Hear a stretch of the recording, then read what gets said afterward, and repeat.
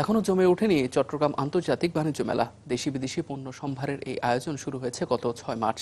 সংশ্লিষ্টরা বলছেন, সাধারণত শেষের দিকে জমজমাট হয় মেলা। দর্শনার্থীরা জানান, প্রয়োজনীয় বাহারি সব পণ্য এক ছাদের নিচ থেকে কেনার সুযোগ করে দেওয়ার জন্য তৈরি করা হয়েছে মেলা।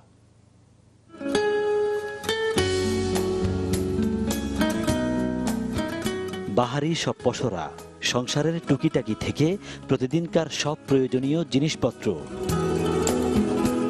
চোখ ধাঁধানো এসব পণ্য সম্ভার চট্টগ্রাম পোলো গ্রাউন্ডে আন্তর্জাতিক বাণিজ্য মেলায়, যেখানে একই আঙ্গিনায় হরেক পণ্যের সমাবেশ। 30% পর্যন্ত ডিসকাউন্ট চলছে এদিকে। টুকটাক করে আসছেন ক্রেতা দর্শনার্থীরাও। জানালেন, নিত্য প্রয়োজনীয় অনেক কিছুই পাওয়া যায় মেলায়, থাকে বিশেষ ছাড়।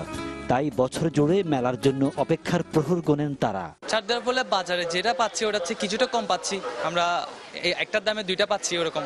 মেলা অনেক কিছু পাওয়া যায়, অনেক কিছু একসাথে দেখা যায়। আসলাম একটার জন্য, দেখলাম আরেকটা নিয়ে চলে গেলাম, ওইটা সুবিধা। পুরনো পণ্য যেমন নতুন অবয়বে আনা হয় মেলায়, তেমনি থাকে বৈচিত্র্যও। তাই তো দেশি বিদেশি আকর্ষণীয় পণ্য সামগ্রী কিনতে মেলায় ভিড় জমায় নারী পুরুষ সকলেই। আমি যতটুকু দেখছি দেশিটাই আমার খুব ভালো লাগছে। এখানে বিদেশিতে তেমন কিছু দেখা যাচ্ছে না, সব তো দেশি, বিদেশিতে খুব কম।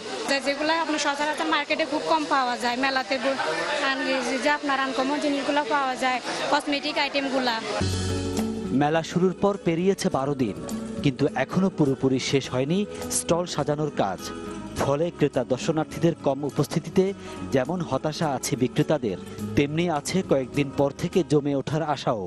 এটার মান অবশ্যই হাই কোয়ালিটির হবে, কজ থাইল্যান্ডের প্রোডাক্টগুলো কেমন সেটা কিন্তু আমরা সবাই বাংলাদেশের মানুষরা জানি, যার কারণে এখানে হচ্ছে এত ভিড় আছে এবং প্রত্যেকটা মানুষ আমাদের এখান থেকে পারচেজ করে। এখন তেমন বেচাকেনি ভালো হচ্ছে না, আশা করি সামনের দিকে ভালো হবে। মানে এখন তো মেলা শুরু।